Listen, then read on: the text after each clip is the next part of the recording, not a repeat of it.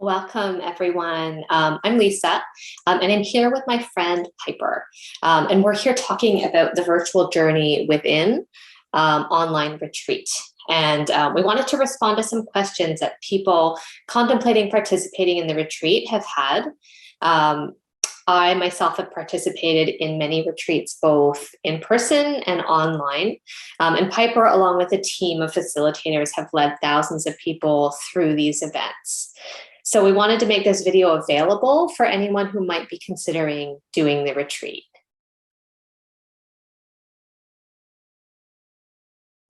Okay, so one of the first questions that people always have is about the structure, the format of the retreat. So I'm wondering if we can talk a little bit about that. Yeah, we generally have about 25 to 30 participants, and we start in the whole group. So everyone's on Zoom, and we'll present what we're going to be doing in the retreat. We'll give context and background. We'll start to present some tools and practices that you're going to be using while you're in the retreat. And then there's a point where we will shift over to breakout groups within Zoom. And so we have small groups of about 6 to 7 people and 2 facilitators for each group. Now, within those small groups, we give a different focus for sharing for each of those small groups. And those focuses are, they're the kinds of things that are really common to all people. So they're the kinds of questions that help us to really dig into ourselves and see what's going on and open things up and really get some freedom around things. And for us as facilitators, which we've been doing for about 30 years, facilitating groups like this and really helping people to get to the root, really just as deeply as possible to the root of what's going on, so that whatever it is that each individual who comes to the virtual journey within wants something for themselves, they're coming with an intention or a focus or a desire, that we can really help them get to kind of the core of what is blocking that. The essence of who we are is already in us, is what I've discovered over the years. Alive, passionate, creative, open-hearted, those qualities, our strength are already inside of us. And just through the course of life, so many layers cover us up. And so, things have happened and we repress things, or we just want to get away from things, or we have a hard time with things. All kinds of experiences go on through the course of life. And a big part of what goes on in the small groups is we're asking you questions and helping you see things from different perspectives so that you can pull those layers off and really come to that experience of who you really are. So you touched on it a little bit already, but I wondered if we could talk about why is it so important for us to face and feel emotions? And then kind of a tag onto that is that, I've had people tell me that, they have so much that they've kind of accumulated throughout their lives, and they wonder, what happens when they open it all up. And there's this fear that, if they open it up, that, they won't be in control, or it'll just be too much. So I'm wondering what you could say about that. That's really good, Lisa, because just to add one more piece to the structure goes along with your question, because there is a meditation that we'll do during the online retreat.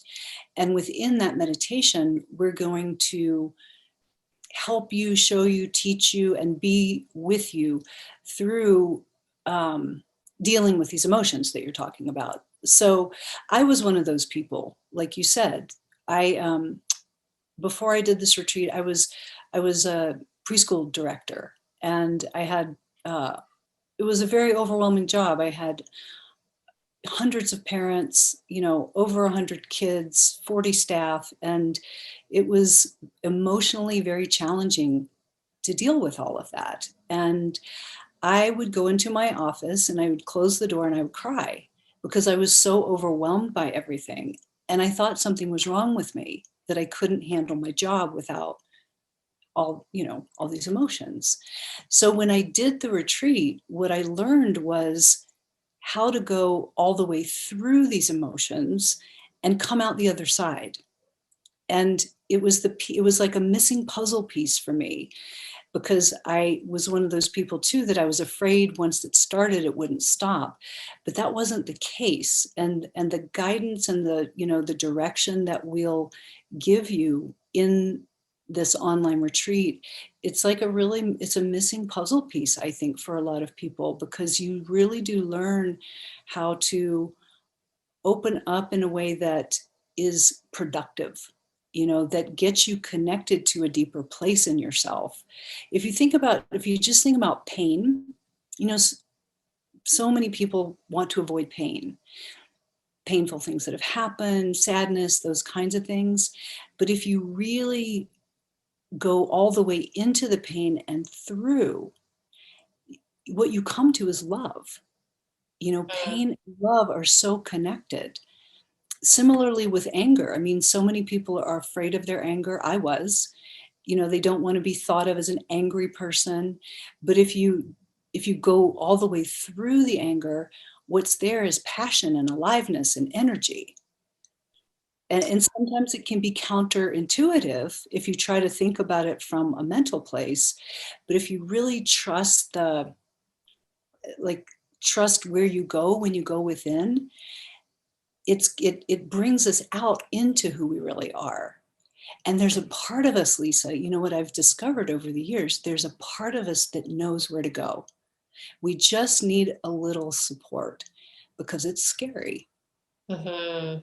And I've often thought of myself as a facilitator of this, as like a midwife, because when people come, what they're doing is they're giving birth to who they really are. And I feel like part of my job is just to stand by their side, ask the questions, give them encouragement, and help them to see things they just hadn't seen before, so that they can really do the internal work themselves to come to that experience of who they really are. So thank you for that. I love that, this work is always so focused on guiding people to trust themselves and trust that inner voice. Um, and that the facilitators work so like masterfully on, helping to allow the participants to trust themselves more and maybe like go further into those places that they might not otherwise. Exactly. Yeah.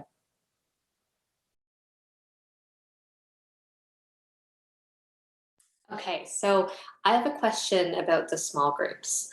There's been people that are thinking about coming that have, said, I don't know if I'm comfortable sharing in a small group or, because some of that stuff that, I might share might be vulnerable or I may not feel comfortable with a group of people I don't know. And I wonder if there's anything that you could say on that subject. Yeah. Um, I think we we we do a lot to create a really safe environment. And it's a small group, so it's 6 to 7 people, and uh, there is a quality of safety that happens pretty quickly. It's I think partly because we're all human beings. We're all dealing with the same kinds of things, and there's pretty shortly, I mean, very early on in the process, I can literally see on the faces of the participants in my small group a relief start to happen, because they're seeing themselves in each other and they're not feeling so alone. And they're like, oh, wow, I really can let my guard down here and be with people who are in the same boat with me. There's something about the way that the retreat is put together. And it's such a safe space that I feel like, it wasn't even really an issue. And it reminds me of, sometimes there's just people that I've encountered in my life that um, I can talk to very openly. And there's just a feeling of like comfort and ease and ability to share really openly. And I feel like that's the type of space that's created within um, within the retreat. And it really allows for everybody to feel really safe um, to be able to share. Is, what kinds of people come to these retreats? And what are the different reasons for people to come? Um, it's such a wide range of people, from ages, 18 up to 70, and people in their 70s and 80s, men, women, people from all over the world. Um, and they don't, I just want to say people don't have to have had prior meditation experience. And it's also fine if you have a lot of meditation experience, um, because the common denominator I think that people come with is a desire for something. So I would say the kinds of desires or intentions that people come with are, looking for purpose, really knowing there's something they want to do, but overwhelmed by, where do I even start with that? Or, looking for deeper meaning. What's it all about? Kind of, those more existential questions that are really real for people at certain points in their life. Um, some people come with, just issues with relationships.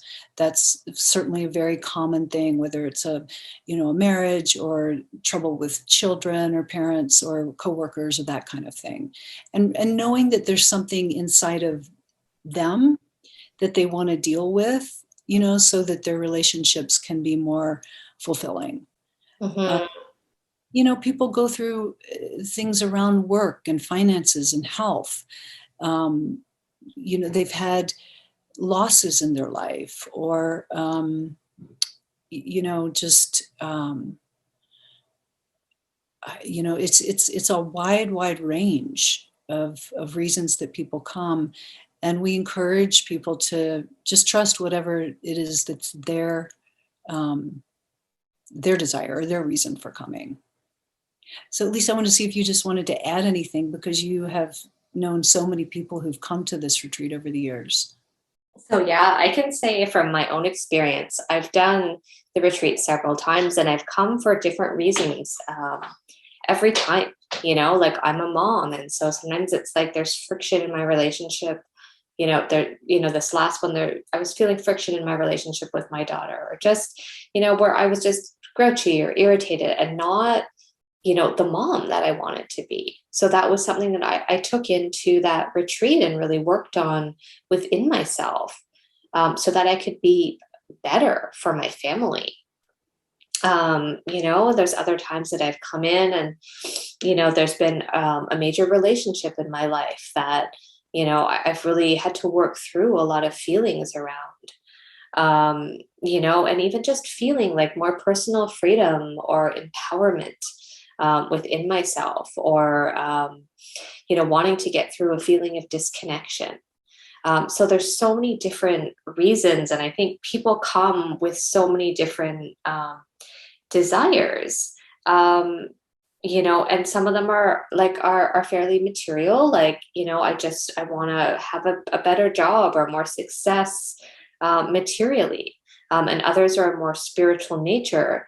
Um, and I think regardless, for me, what I've noticed and what I see from other people is that, we go in with a desire, and we get that, but we also get so much more, because I think when you take the time, to really get through the feelings and the barriers and the things that are going on around an issue, it also frees you up in so many other areas.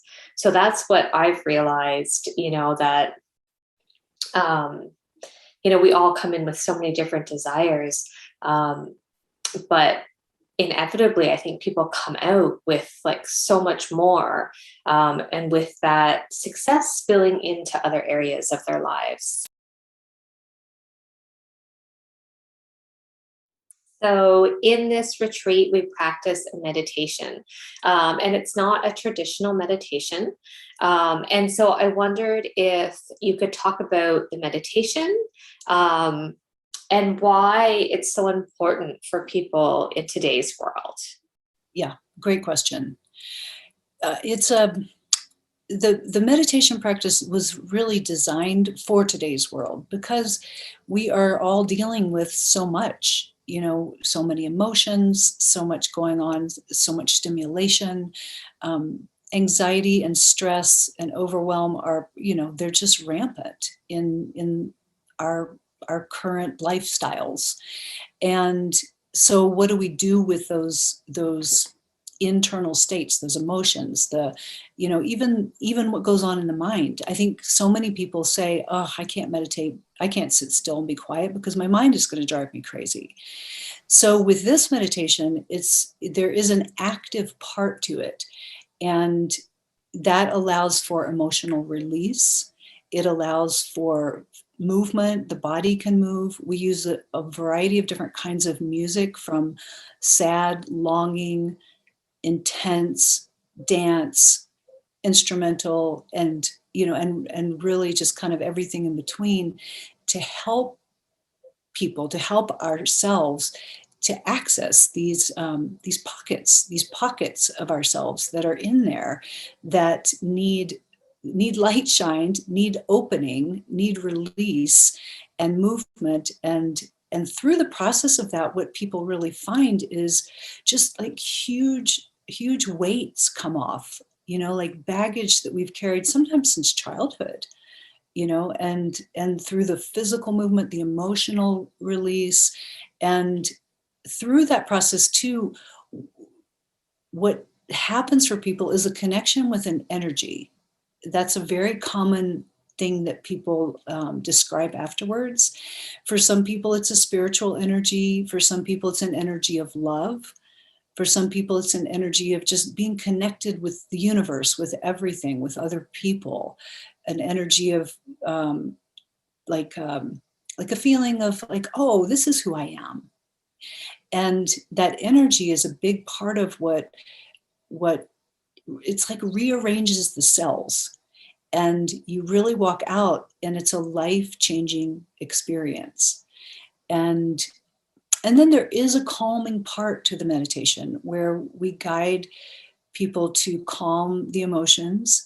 And what's important about that is, we were talking earlier about how people get afraid that once they open the Pandora's box of emotions, they're never going to be able to function again. And to learn how to calm the emotions is such an important component to the whole picture. Mhm. So calming the emotions, learning how to calm the mind. And part of why the mind is so disturbing at times is because there's an emotional component that hasn't been released or opened or felt fully. So once that happens, the mind naturally starts to calm down. I love that part of the meditation. Like when I first started doing this type of work, I was 18. And, the thought of sitting still, like on top of all of the repressed emotions and feelings and things that, hadn't been felt, was unbearable. But the fact that there was music and all different kinds of music, some like popular music and just things that I could connect to on a feeling level. And the fact that I was able to like express myself, whether I needed to cry or I needed to scream or I needed to move my body, or dance. I could do that. And it helped me to connect to myself, and to the power and the desire within myself. And then, I found, the more I did that, I was able to actually find a natural calm part inside of myself. And I really feel like, in today's world with so many things that we're stimulated by, you know, just kind of, often just try to sit and calm and do that that kind of type of meditation can be so difficult with all of the things going on in the mind and even like, distractions around us. So being able to move that energy and the feelings and emotions is so important. Yeah. Yeah, good point. So the retreat is 3 days long, which is a significant amount of time. So why is it important for someone to take this amount of time to devote to this kind of inner work? Yeah, great question. There's something about when you, because what we'll ask people to do in preparation is to set up their lives so they really can immerse themselves in this retreat for the Friday, Saturday, and Sunday, the whole days, so that, you're not distracted by family members or work or, just anything around the house, that you really have a concentrated period of time to go within, to be with yourself, to be with this exploration.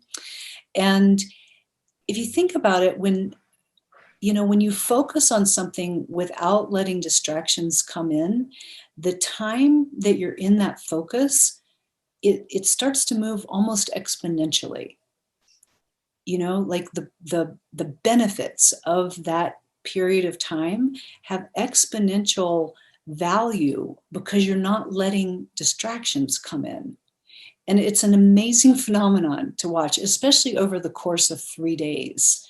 And you can see, even by like around the second day, there's an exponential type of movement happening where it's like you've got a momentum, and things that were challenging or difficult before are starting to fall off, and at a pace that you wouldn't have expected. And similarly, things are starting to open up because you're connecting. It's like you're calling for whatever help you're calling for, in whatever way you do, without any belief system to it. But, we're all calling for help in some way, assistance from the universe, from God, from the, spiritual realm, whatever we call from. And that help really does start to come. And it's and you really do start to see the benefits of it by the second day. And by the third day, it's tangible. It's very tangible, the change that's happening inside of each person, and what they're coming into and what they're connecting with so personally within themselves. So just the value of setting aside a period of time without distractions it's beyond what the mind would think. So I love how you describe that because I think we can all feel it when we're in the workshop, but I've never heard it described that way. So it helps to put it into context. So thank you. Piper, I'm so grateful that we were able to come together and do this. And I think it'll help for people who are interested in the workshop, to kind of get a context and to get to know us better and to get to know you better as a facilitator, um, and hopefully, give people some encouragement that if they want to come and there's something that they're feeling inside, that they can take a chance and give themselves this time. Thank you. Thank you for listening.